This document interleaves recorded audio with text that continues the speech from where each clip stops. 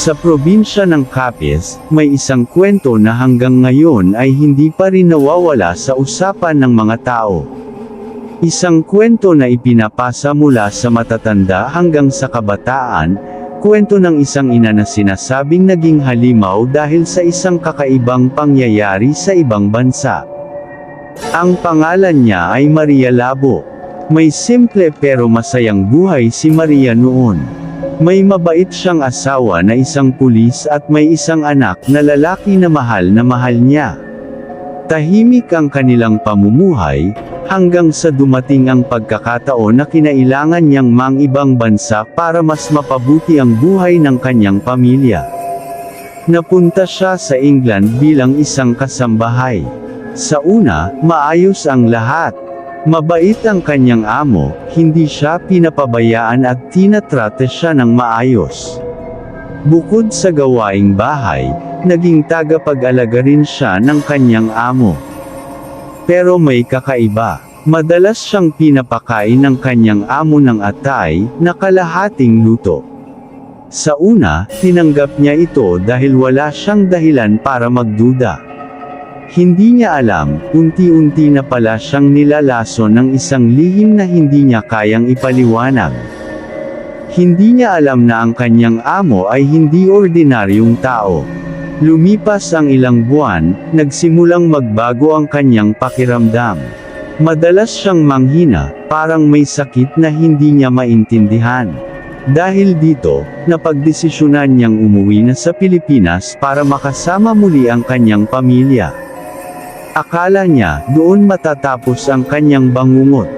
Pero doon pa lang pala ito magsisimula. Isang gabi, umuwi ang kanyang asawa galing sa trabaho.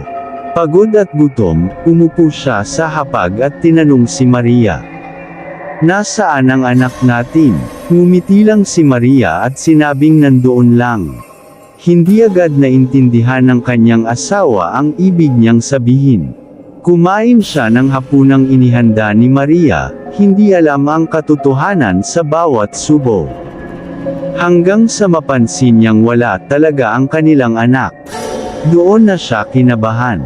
Binuksan niya ang refrigerator. At doon, bumungad sa kanya ang ulo ng kanilang sariling anak. Sa sandaling iyon, gumuho ang kanyang mundo. Sa sobrang galit at puot, kumuha siya ng itak at sinugod si Maria. Tinaga niya ito sa mukha, dahilan para magkaroon ito ng malalim na sugat sa mukha. Doon nagsimula ang alamat. Simula noon, sinasabing gumagala si Maria sa iba't ibang lugar sa Pilipinas. Isang nilalang na hindi na maituturing na tao. Isang ina na naging bangungot ng mga bata at ng mga magulang. Tinawag siyang Maria Labo, mula sa salitang Ilonggo na ang ibig sabihin ay paglaslas gamit ang itak. Maraming bersyon ang kwentong ito. May nagsasabing nakita raw siya sa mga baryo, naglalakad sa dilim.